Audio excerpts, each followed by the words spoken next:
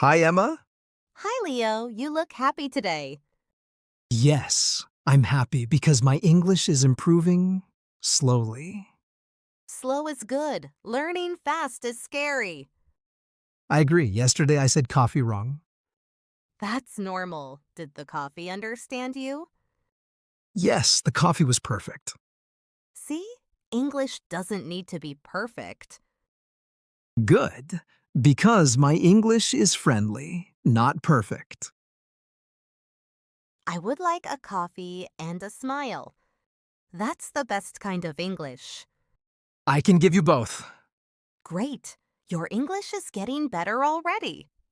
Thanks. Practice with you helps a lot. Anytime, Leo. Let's keep learning. I like mornings like this. They make everything feel slower. Yeah, like the world gives us permission to breathe. Do you usually come here before work? Not always. Only when I need to clear my head. Something bothering you? Just life, I guess. Too many thoughts, not enough silence. I get that. That's why I love this place. It feels safe here. Maybe that's why people open up over coffee. Or maybe it's the company. I'm glad we decided to meet today.